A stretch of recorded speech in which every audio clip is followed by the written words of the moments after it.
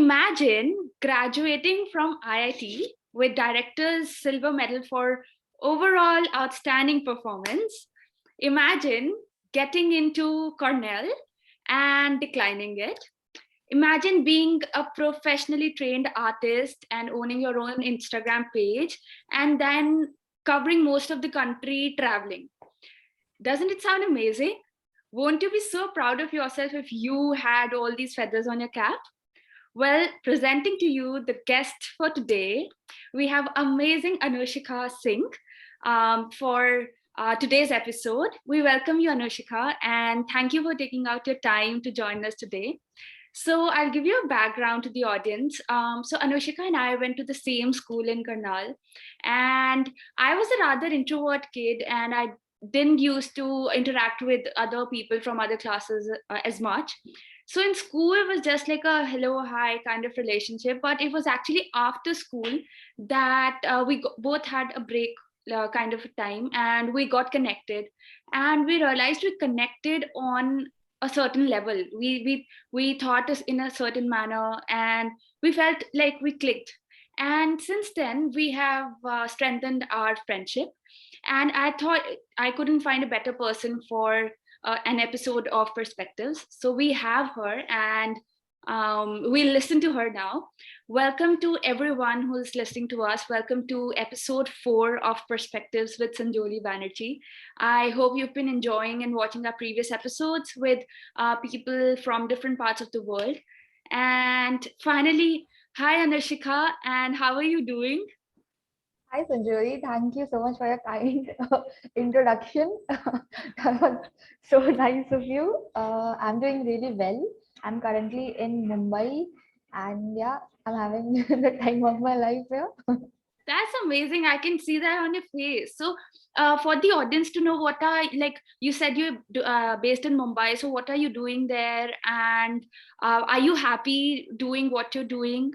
So, we'd love to know a bit about that. Okay, so I am currently working as an entrepreneur in residence at an edtech company here. Right. And yeah, I mean, to answer your question, I am absolutely loving it. So the reason I have taken this position is because I was always interested in the business side of things. And I figured the best way to get that kind of learning was either, by pursuing an education in that or probably starting my own company or working as an entrepreneur in another company. So I took the third option, and it's really exciting. I get to work on new projects. I like, get to solve problems, and that is happening within the framework of a company. And the learnings are amazing, exponential, and I love it. Yeah. That's amazing. There aren't many people who actually love what they do, and I think this is very like good to know. I'm very happy to know that you're enjoying it, and you've moved out of your city. You were also there in Gandhinagar. I know you were studying there, but now again you've moved cities. You're based in a totally different city, and I know just a few minutes ago we were sharing how you're setting up your house, and you're like we're adulting. So it's amazing, really. So Yeah. yeah, please. Do you want to say something? When you mentioned that interesting point about setting up my own house, so yeah, I feel like I'm adulting because so far I've been in protected and unprotected spaces, be Yeah, it home or be it college yeah, or anywhere we went, we had accommodation taken care of everything. So here we had to exactly. search for a house ourselves, and then now you need we needed to find that perfect space for us because I like to make that place look well wherever I live. I like it to be nice and also that was a challenge. Then we found the house, then setting up that house from scratch. It's very exciting, but it's also challenging. Challenging. I Yeah, I agree. think that's what makes it adulting. Right. Exactly, very well said. Well, I'm yet to experience that part of actually setting up your own house because I've lived in hostels and on like on campus places, so haven't really had the chance. But I can understand. It's like a mixed bag of emotions. So get it. Very interesting. But you're used to these emotions, aren't you? Like you've been a traveler, you told me. You've covered most of the country traveling. I know you solo traveled recently. So which is very interesting because I've never done that. I mean, I've done close to that. I've traveled with my sister, but not solo ever. So how is it? I want to know, how did you get into traveling, and did you ever feel unsafe as a woman traveling in India? So tell us about that briefly, please. Yeah, so well, I'm glad you connected the 2 points, Yeah. because yes, being independent and setting up your own place and apartment is challenging. But I think my previous experiences with traveling to far off places and without my parents made it easier for me. Mm. Uh, and Talking about solo travel, so last month I traveled all by myself to Bangalore, which isn't Okay. something that a lot of people choose as their solo travel destination, but I wanted to, and that was the first time I did that. Before Okay. that, I've always had someone or the other Mm. to give me company. And yes, I was very scared. In fact, I kept on postponing that solo trip to as much as I can. Uh, because obviously as a girl, I used to feel that it would probably be unsafe for me to travel all by myself, but I decided to plan well in advance, and I think that helped. I got things taken care of, my stay, the places to visit in broader perspective, I got them taken care of, and that made it easier for me. And yeah, so talking about traveling per se, I have been traveling ever since I was a child, thanks to my parents. So my Oh, father works with the central government, and because of that, he used to get that LTC, right. and with that, he used to take us to a lot of amazing places. Some of my favorites being Andaman and Nicobar Islands Oh, is or it? Sikkim, and yeah, so I knew that I loved that experience. Hmm. So when I came to college, uh, I received a fellowship, a travel fellowship, which was very interesting for for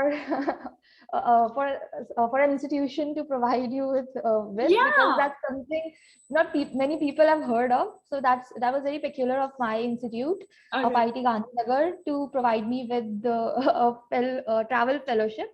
So the idea was that they provided us with over 35,000, and we had to travel for 45 days, and we had to cover all of the countries. So that's how we planned. We had to cover almost around 20 states, and that's how we planned Wow. our itinerary.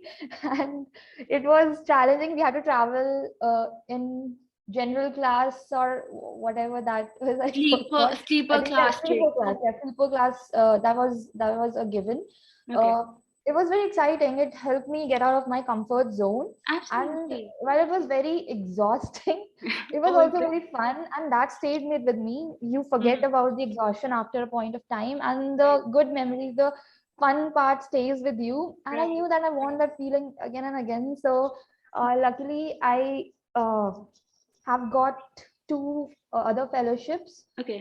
two other research fellowships. One was to pursue research in Japan, and the other was in US.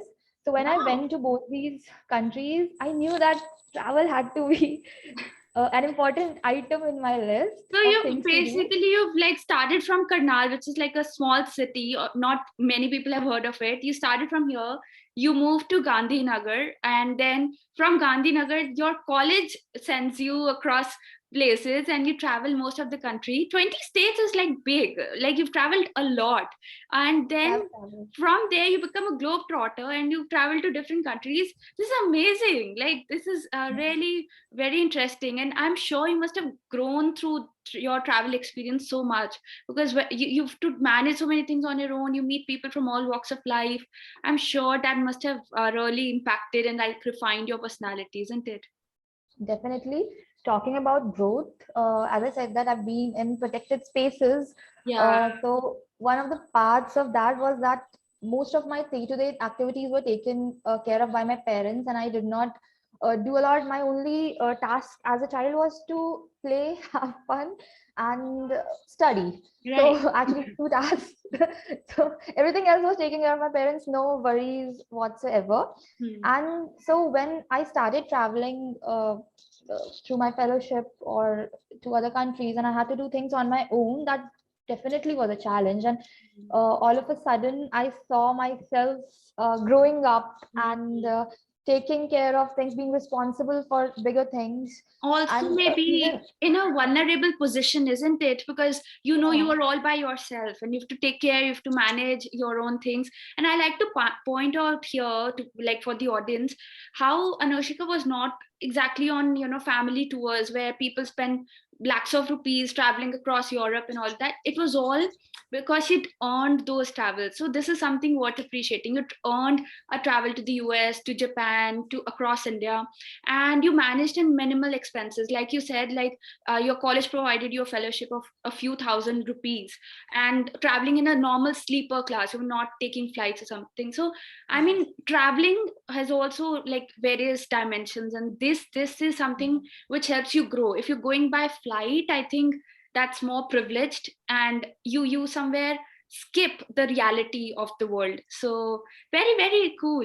And from that, I'd like to take you to another aesthetic aspect of your personality, which is of course art. I know you're very much into art. You have an amazing Instagram page called Hues and More, which the audience must definitely check out. She makes amazing bookmarks, especially. I mean, I've ordered a few and we love it. So how was that? Like, how did you get into art, and what has your journey been like? You said you're professionally trained, so please take us through that. yeah. So I, yeah, I'm professionally trained as an artist. Yeah. So I was 4 years old when I started drawing, and Okay. my kindergarten teacher identified my skills. She Oh, told my parents, and my parents realized that that's just something that can be nurtured. So they equipped me with those tools. They wow. got me in art classes, and I took classes for a lot of years, but most of it was very innate and came from within. Hmm. And my mother was also an artist, so I think I got it in my genes. She is an amazing artist, and Wow. we have at my place we have a mix of her artworks and my artworks all over the house. Absolutely. I've been to your house and it's all like an art gallery. Like it's Yeah, something unusual. It's beautiful. yeah, Yeah, yeah, please. yeah. So that was the background of it, and then since then it has just always been an important part of me. Hmm. So why art is still something that I pursue actively? It's just that it helps me. I am a creative person. It helps me channel my inner creativity, Right. and it helps me reflect.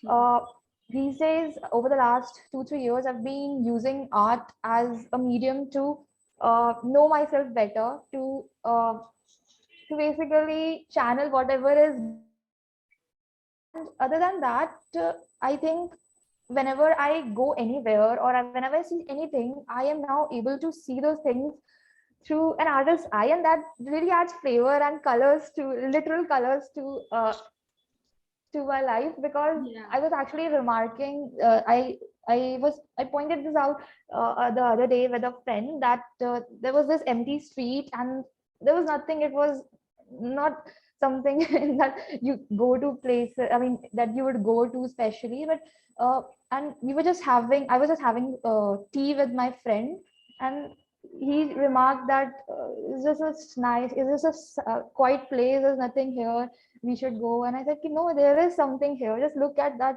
little artwork, the little graffiti over there. And we just went there and we saw what was drawn over there. It was interesting. It was interesting why that particular artwork was there, or why they use those kind of colors over there. And that just made that little trip Wow. fun. Yeah, that's So beautiful. I mean, I can totally see, there's an artist in you. You're not like, there are some made artists, but you are a born artist. Identifying these kind of things, especially, it definitely needs that sense of art, and that sense of that aesthetic sense. Actually, I mean, I've seen your stories on Instagram and your photos. They're definitely very different from mine. Mine are like, like average, and I'm so bad at, like, all these creative things. And I definitely appreciate this aspect. I mean, with all those colors in the background, your all, like, how you pose, how you put out things, your even your creative work, like how you click all of that, put out reels. I can see there's an artist in you. So Yeah, I it's mean, as of, I mean, whenever I click something, I think I'm able to do that aesthetically now.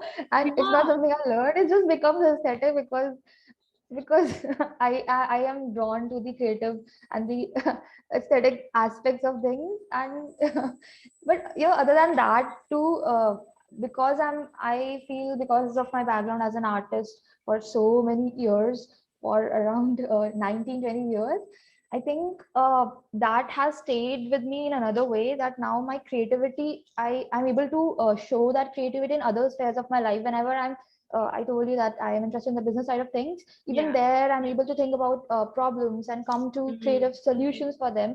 I think I really owe a lot to my art. I think I owe everything to my art. It's the root of everything. It's the root of who I am. This is beautiful, and thank you for bringing that up. I was about to actually ask you this. How art is not just a hobby; it's not just something you do. It actually impacts you to the core.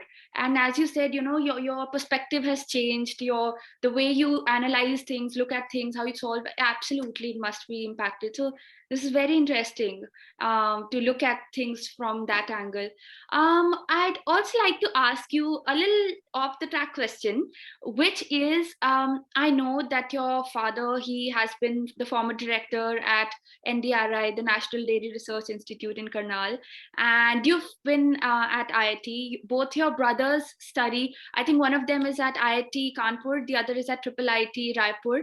So you people, this sounds like a family of scholars. Your mother has been an artist. So I want to understand, what was the ambience at your home when you were growing up? Was it like of a strict discipline kind of thing, or was it more lenient? And what are some key values that you've picked up from your childhood that help you now?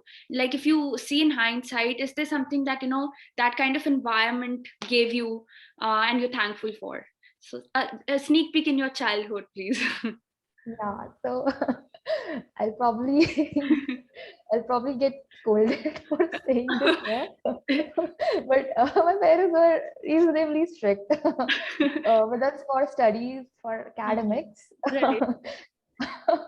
Of So course, I yeah, mean, the fruit can be seen. All three kids being so well placed. I mean, we can see, and I could make out, because mostly like scientists and service class people, teachers, and all doctors, they have that kind of payments. I can relate here, so that is why I wanted to know more. Please tell us. yeah. So so I had a routine. Okay. I mean, since I was in class 8, and I had to follow that routine, do my homework, and then I could go out and play. Then I would come back, session up. Then we would get to study, or sometimes having those kind of intellectual discussions is a very normal part of my house.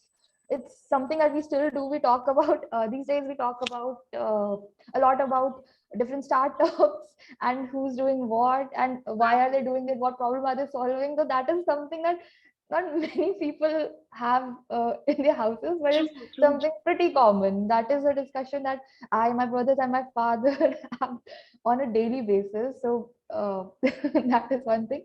And yeah, talking about whatever I've taken from my background, number one is discipline.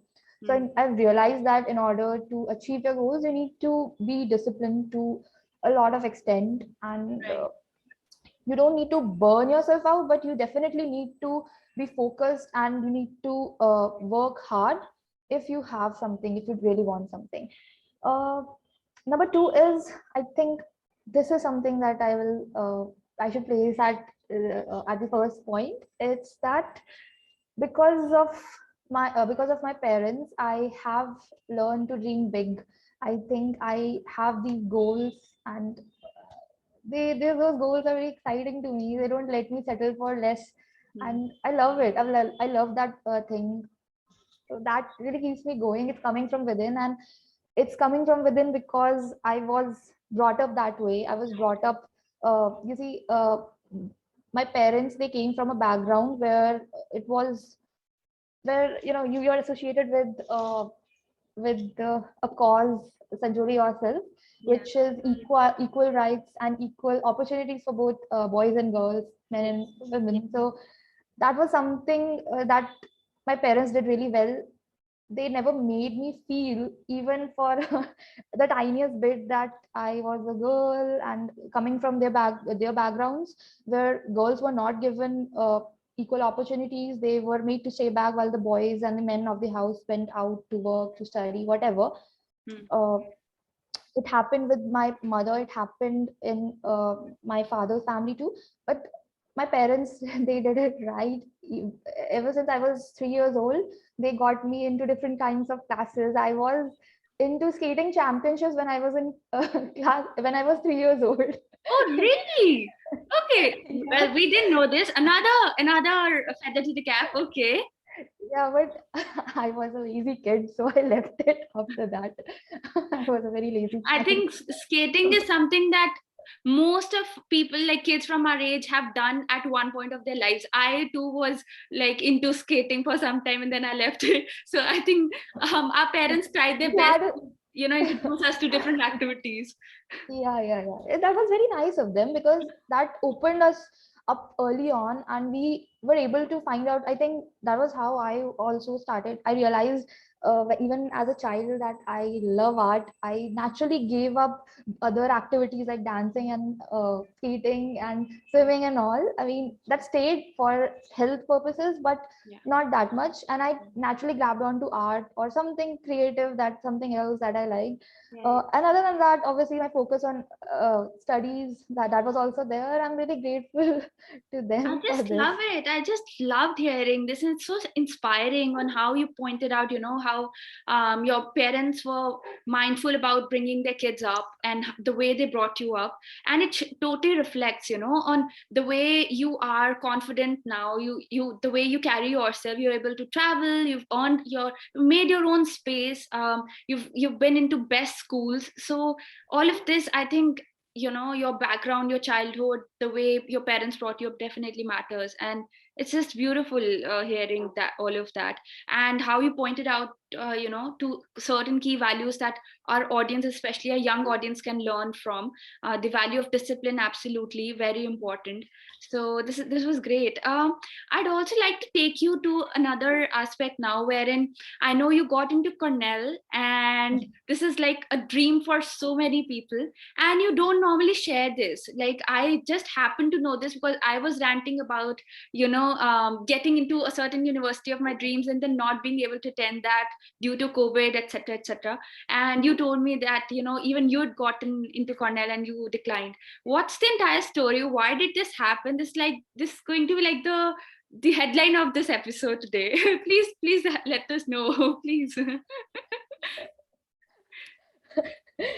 Uh, okay, so I really laugh if this becomes the headline of the No, episode. honestly, like, there's going to be massive viewership if I say, this person declined Cornell. Everyone would be like, what's the story? So please, marketing I never 101. thought of it as that big a deal. Thank you. Yeah, so it's just that I was in my final year when I applied to Cornell and a few other universities Okay. like Purdue, Carnegie Mellon University, Oh, and okay. stuff. So uh, that was because I had a very strong background in college, and the next natural step suggested to me was to pursue higher education, either go abroad or target the top business schools of the country. And at that time, I figured that that was something that was being told to me, that this is yahan tak kar liya, this is the next thing you should be doing. Mm.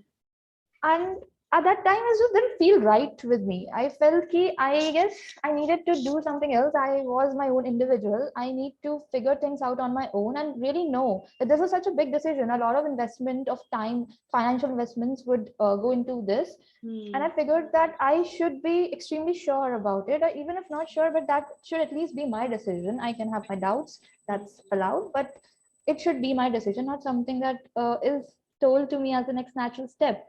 Hmm. And there was definitely challenges that when I was declining all these offers, I still had this little bit teensy tiny doubt in my mind that, oh my god, I'm giving up on such a uh, major opportunity. I remember the day I that was a last date for me to accept that admit, and I decided not to, and I had to. I had to put in a deposit of a few thousand rupees, and I received. I just thought ki I do not want this, I don't want to take this with me and keep this doubt with me. So let's end it here. Let us do what I want to do. Let me figure out my own path as of now, Hmm. and I'll take it ahead. If I have to go to Cornell, if I have to go anywhere, I'll apply again. I'll go again. But as of now, back then, it just didn't feel like the right step, and that was around 1.5 years back. It was Okay. around the time COVID started. Right. The pandemic started, or a few months after that, and yeah, one of the things was ki I was told ki I am wasting my profile, I'm wasting my Hmm. stellar academic record, my resume, and I figured that that's not exactly right, because while I was creating that kind of a background, that kind of a resume, I was also building my personality, I was building myself, and I'm taking all of that with me. And if my life, if I have to place such a big decision just on the basis of what is there on my resume, then that's probably not right. I think what was important so far in my lessons in my life was the fact of who I am becoming. Because if I'm confident about that, if I'm confident of my qualities, my skills, then I can do anything right now. I mean, anything as in I can achieve whatever I want to achieve. I don't need to fixate myself to the few things I've already done. Hmm. So that's why I decided to take this path of working as an entrepreneur in residence here, of not going out to study right now. Most of my peers are out in the US or studying at top schools in India, and right now is just something that I don't want to do. It's Hmm. literally that simple. I don't want to do that. I'm not doing that right now. You make it sound simple, but I don't think it's that simple for a lot of people. I mean, it's a massive decision, because people work for years to get into these schools, and then when you've gotten into that and declining it because you understand your priorities. And I loved how you said, that a resume should not dictate the choices you make in your life. So just because it looks good on your CV, a fancy school, a fancy job, fancy this, but if you have to compromise with who you are, what you believe in, your values, or maybe just the time you don't feel it's the right time to do that, I mean, it definitely makes sense. And I hope more people actually take this away today from this conversation, that these things somewhere are materialistic, and what matters is how you're feeling, basically. And from there, I'd also like to ask you two things. One is, you said there was a gap of a year and a half. So you completed your college, you got into Cornell, you declined it, but you took a break, and then you joined this job. So what were you doing during that time, if you're happy to share that? Two, I also know that during this break you happened to take therapy, and you got into mental health, and you said, and you shared this with me on how taking therapy was actually a turning point in your life. So please take us through that, how you happened to get into this space, and what you did during a year and a half break. Were you like taking a break, or were you busy doing something? Just these two Hmm. things. Okay, so the break was not that big of a break. Okay. It was just a few months, Okay. three, Oh, four okay. months. And at that time, I was just painting. I started therapy, and I was focusing on having, I was taking it a little chill in life.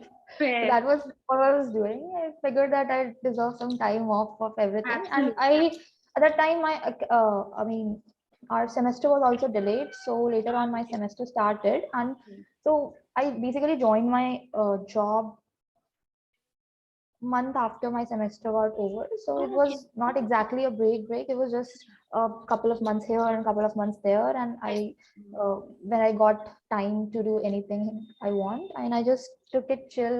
I just had fun because that's important. Yeah. And yeah, talking about mental health, as of now, I will place that as the number one cause in my life right now. Right. And that is because, when I started therapy, why I started therapy was because I had chronic anxiety for a lot of years.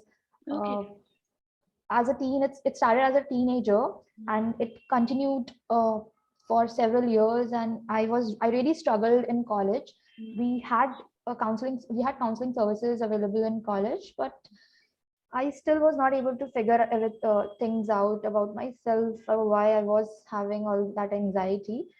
Uh, when I took those decisions, those professional decisions, and of declining those admits and stuff. So it was, as you also said, that it was not very easy. It was tough.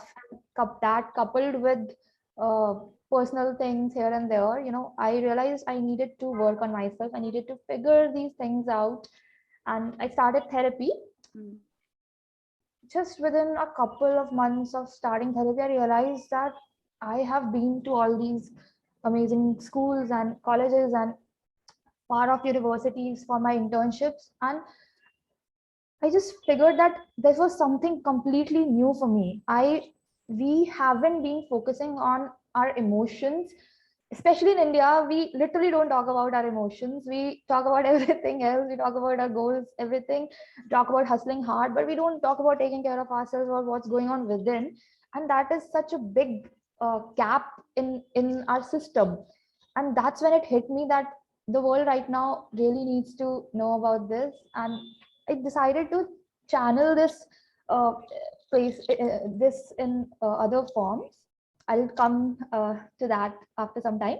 But mental health has allowed me as an individual to be more confident. When I started in therapy, it's all about what's really going on within and why it's going on within. So the kind of therapy I take is uh, more about first principles, why I am thinking the way I am thinking, or why is it uh, why is it that I'm feeling this way. It's basically that my therapist basically goes to the very root cause of things, and because of that I have started to use this in everyday life. And I know, when I'm making a decision, I know when I'm having a doing this way, why I am behaving this way, what is it about me that is making me feel good about this or bad about this. Right. And that has really made me confident. I'm able to make all those decisions without an iota of doubt anymore. And other than that too, I know myself so much better now. I know myself. I just know, I think I'm kind of spiraling here. So I'll jump to the next question. That as other than the effects of therapy and mental health benefits for me, I think I want to use this discovery as something that I would like to pay forward. And I started channeling this in my blog. I started talking about mental health and emotional health through my art. And I also started to I also had a couple of initiatives in 2020 when I started talking to mental health professionals and startup founders in mental health. And I wanted to learn their learnings, and I wanted to understand why they got into mental health in the first place. And it was exciting. And that was all when I realized that there is this gap that needs to be uh, dealt with in India. And because of that, so far enabled around 10 individuals to get into therapy, and that has been so fulfilling to me. That has been extremely fulfilling to me. I literally talk about mental health everywhere and everywhere I go, because I feel ki I need to do this, and somewhere I'm also going to be doing something about it in future. Hmm. This has become an important cause in my life, and Right. I'm just grateful to therapy for that. That's amazing. One thing is, I don't know if you know this, it takes a lot of courage for someone to, say this aloud that, I've taken therapy or I've gone through a certain experience. So, first of all, I appreciate that. Thank you for bringing that up and sharing that with the world. Two, thank you for inspiring people and normalizing and setting your own example by taking therapy. You took therapy and you talk about it, and you must have inspired so many more people. You said you've enabled 10 people yourself, so this is amazing. From this, I'd ask a connecting question. Do you think, there's any need of stigma around therapy? Because you would see normally people say, therapy is for mad people, or if you have some psychological illness, some mental disorder, is when you take therapy. A normal person does not take therapy, and we still do not have that culture in India where we can, I'll give you an example also, and for the audience, here in Karnal we have a very famous psychiatrist, and a lot of people need their services. They go to him, but they park their cars not right in front of the hospital, but like a few meters away, so that someone does not know that so and so person went to this hospital, because people might think that that person is mad or wo pagal hai. So this is like such a significant but yet subtle part of our behavior, where we've stigmatized taking therapy so much that we're not even happy to park our vehicle in front of the hospital. So what do you think about stigma around therapy? Uh, Definitely, Sanjoli. Stigma is one of the biggest hurdles around mental health at present. Yeah. People, as you yourself said, that people think that mental health services are for those people who are crazy, or it's Yeah. not for everyone. But I personally am of the opinion that mental health services are literally for everyone. I have done a little research on my own, and according to a very good source, around 1 in 2 people are suffering from some form of mental health ailment or the other. Just imagine the volume. And Yeah. I'm not saying that Massive. all those, yeah. I'm not saying that every those that 50% consists of, all, say, I mean, all, I mean, pardon me, the intensity can vary, Yeah. but people are suffering from some form of challenge or the other. Yeah. And how many people actually take help? How many people actually seek help about that? It's just a small fraction. Yeah. So at this point, I just feel that that we need to do something to break that stigma, to create more awareness about mental health. And I think that is the first step. That is the first step. Awareness is the first step. And even those people who are taking help right now are those people who are just a handful. Not everybody is really enthusiastic about health, and Yeah. even when people do not have that kind of stigma, they still wouldn't approach professionals, because they'll think कि, yeah, ये तो हो जाएगा, ये तो हम खुद से हम कर Mm. लेंगे. People do not realize कि this is something that it's okay to ask for help. It's okay. I mean, Right, it's just right. okay. Absolutely. Very, very well said, actually. And this is one takeaway that I definitely want our audience to, carry this with them today from this conversation, be it elders or youngers. I know that the younger generation somewhere is getting more aware. They are more out there. They're happy to seek therapy and talk about it. But still, we are still not where we need to be. We're still not open about, a lot of things. And with the elders, I don't mean to generalize this, but a lot of our elders still feel ashamed about a certain mental health issue. And how Anushika talked about statistics, it's actually 6 crore people currently in India are suffering from depression, and we happen to be the most depressed country in the world. This means that there must be a person in our own homes who must have gone through this. And if we Yes. like not talking about this is actually caging them. We need to talk about it, we need to take therapy, we need to seek help. We should not self diagnose or do our self medication, ye goli kha lete hain, some ayurvedic doctor ko dikha dete hain, or some homeopathic. These kind of things do not work. This is all natural, this is all related to your chemicals and hormones and your body, and you need a doctor for that, just the way you need for any other physical illness. So very, very important. And any person can go for therapy, and this I speak from experience, because I myself Yes. have taken therapy. I've taken a lot of sessions actually, and my parents have been very, very supportive in this. They never attached any kind of stigma, or they never drew me back. They were happy to take me. They actually, we did not have a good sources here in Karnal, so we used to go to another city especially for this. We'd travel, we'd spend money, but it really changed me as well. I mean, therapy somewhere does not just help you solve what you're going through, but it also helps you Yes. understand yourself better. Exactly. Something that we miss out in our daily lives, we do not reflect as much.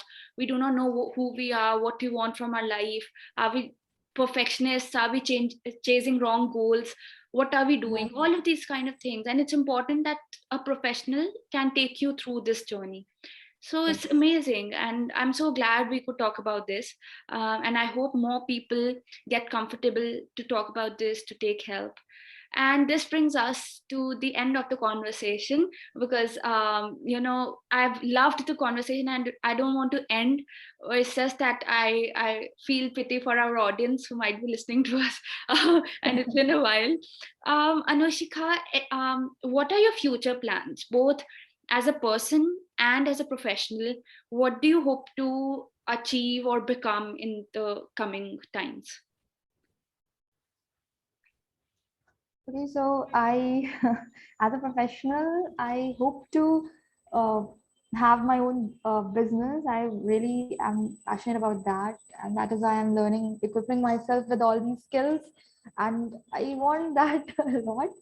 So yeah, Right. that is one thing. And I, as you know, as a person, if I just talk about my future goals, I want to work on something I really care about. I want to solve some problem that exists out there. And I, at present, I feel mental health is that problem, that thing for me. I want to do that, and that really brings me a lot of joy. And I think that is it. That's beautiful. Absolutely. And I really hope you achieve that, you become that, and we will follow up with you again, and we'll see what all amazing things you're doing. No pressures, but I know you will do amazing in whoever you Don't worry. become, whatever you do. And you will definitely be an example for a lot of girls, because we do not see a lot of women in business. All the times are changing, but still a lot of women stick to conventional roles. So it's amazing that you want to get into business. Do you want to share anything? Oh, I was just remarking that we don't see women in most of these fairs, and I think it's people like you, like me, and all those aspiring, all those Yeah. amazing women out there who will take this forward, who will break this Yeah, gap, who will bridge this gap. Yeah. we'll do that together, and we hope the next generation actually gets a better place to live in. And inequality is something that is a thing of the past for them. So this is amazing. I hope everyone listening to us enjoyed this conversation, and please do share this link, and other episodes of perspectives with other people. So the whole idea is to bring up people here in conversations, who not always talked about as much. They're not in limelight, but they're amazing people. Their thoughts, their way of leading their life, somewhere you would definitely find something that resonates with you, something that inspires you. And that is the whole idea of this chat show. Not to earn money or have a massive viewership. It's just that if we could impact just one life, it's all worth it. So thank you so much, Anushika. I loved speaking to you. I got to know so much about you. As a friend, or that way we do not get to connect at that level as much. So got to know so much. Loved Absolutely loved the conversation. So thank you for joining. I really love being here, and I'm very happy that you're doing this. And I'm really happy that you chose this kind of theme. Talking about youth and their opinions, their voices, and it's amazing, Sanjoli. I really wish you all the best for Thank your endeavors and for all the good work that you're already doing, you and your sister. I'm really, really, really proud of you too. Thank you so All much. the And best. likewise, same goes for you. I am so proud of you. And that's why I wanted to bring you out to the public and let people hear you. So thank you so much. And we will meet you all again in our next episode. And we hope to bring amazing guests like Anushikha to inspire you and to actually reflect a bit and learn more. So thank you, and please take care of yourselves, of your own mental and physical health. It's very important. Thank you very much. Thank you.